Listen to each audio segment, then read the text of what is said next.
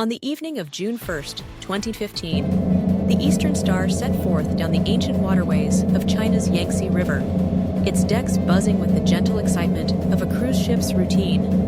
For the 405 passengers, predominantly elderly retirees seeking tranquility, the voyage was meant to be a journey into beauty, a leisurely exploration of the three gorges' misted vistas. With 46 crew members and 5 tour guides attending to their comfort, the ship's atmosphere was one of camaraderie. Smiles were shared over dinners, stories told on the promenade, and the daily rhythm of onboard activities offered gentle thrill and ritual. No one imagined that this unassuming journey would soon be interrupted by tragedy, marking one of the darkest chapters in China's modern maritime history.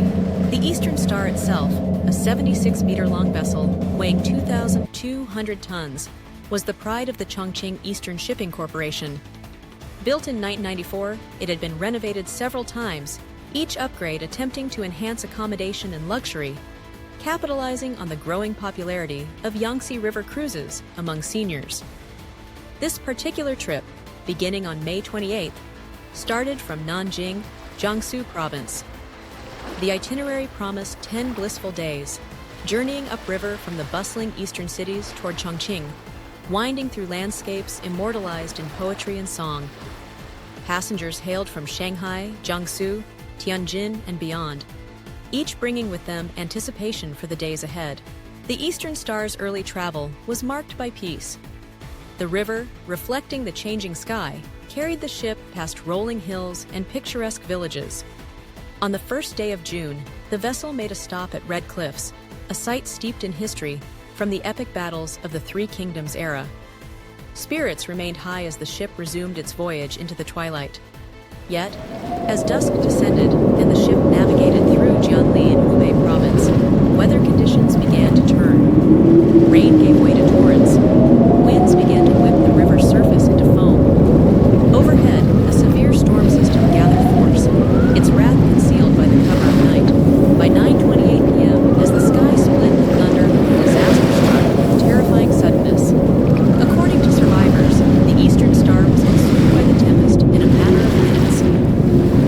A downburst, an intense column of descending air associated with thunderstorms, slammed into the vessel. Wind speeds, according to later estimates, approached hurricane force, reaching up to 38 meters per second. The ship heeled sharply, helpless in the face of nature's fury. Within moments, the Eastern Star capsized, twisting onto its side and sinking swiftly beneath the surface, settling in 15 meters of dark, turbid water. Inside the ship, confusion and terror erupted. Many passengers, lulled by routine, were in their cabins preparing to sleep. The rapidity of the capsizing offered them little time to react. A desperate few managed to break windows to escape or were flung free by the tumbling vessel. Most, tragically, had no chance. No distress beacon was sent.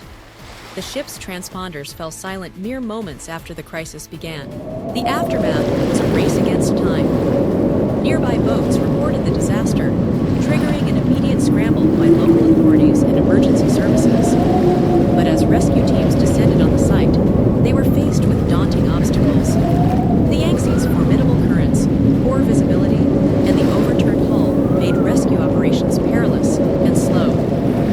Divers moved cautiously, risking their own lives as they searched for any sign of survivors. Over the course of several agonizing days, the scale of the tragedy became clear. Only 12 people survived, miraculously escaping the ship's interior.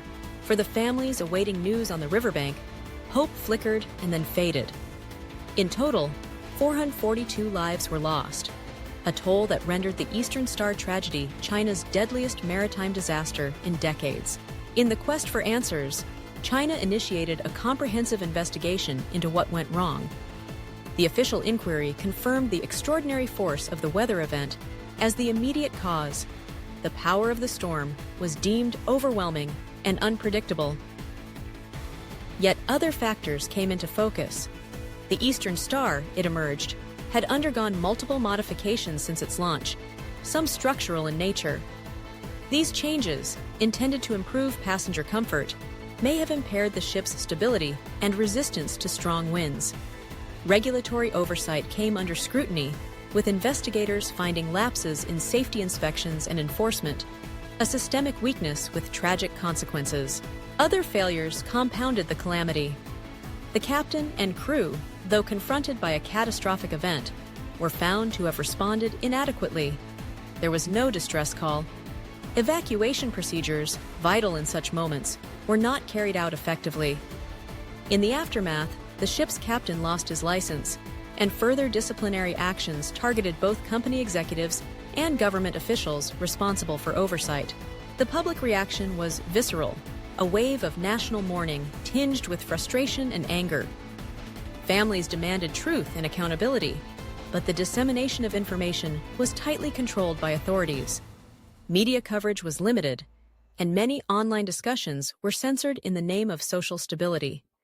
Still, skepticism remained. While the official narrative emphasized the unpreventable nature of the storm, many questioned whether human error, structural compromise, and inadequate oversight played greater roles than admitted. In an effort to address the loss, the Chinese government and insurance companies provided compensation totaling nearly 92.5 million yuan, seeking to bring some measure of solace to the bereaved. More importantly, the tragedy spurred reforms across the maritime sector. Regulations governing vessel modification became stricter, weather monitoring systems were upgraded, and new protocols for crew training and emergency response were instituted. All changes aimed at ensuring no similar disaster would befall future voyages. In the end, the sinking of the Eastern Star was a wake-up call, an unequivocal reminder that even in an age of technological advancement and regulatory promise, the river retains its dangers, especially when nature's fury is amplified by human oversight. The tragedy stands as both a memorial to those lost and a lesson in humility and vigilance for the generations to come.